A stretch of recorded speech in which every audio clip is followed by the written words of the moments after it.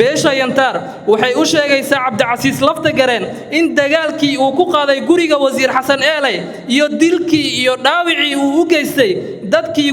gurigaas ku noolaa iyo sidoo kale dhaci iyo burburintii hantida beesha yantaar inaysan noqon doonin kuwa la siyaasadeeya sidoo si fudud shir degdeg ah oo isku yimaadeen waxgaradka beelweynta yantaar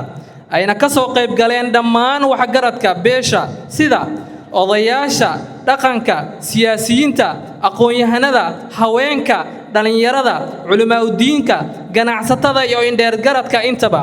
waxaan si adag u cambaaraynaynaa weerarkii gardarada ahaa ee lagu qaaday guriga wasiirka xanaanada xoolaha xukuumadda dowladda federaalka Soomaaliya Xasan Xuseen Maxamed sidoo kalena ah xildhibaan baarlamaanka federaalka ka tirsan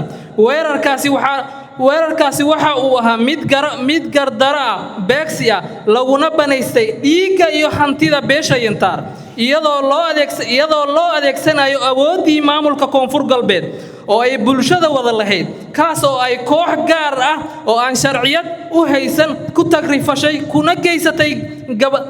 geysatay gawaad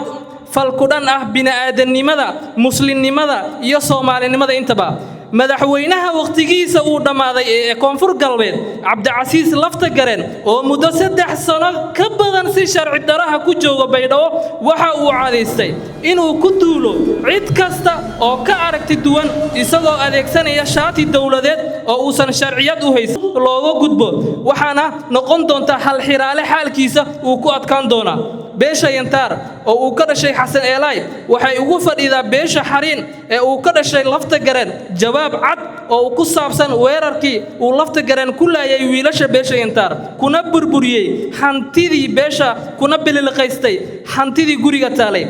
hadiise ay dhaqanka beesha xariin ka jawaabi waayaan falkii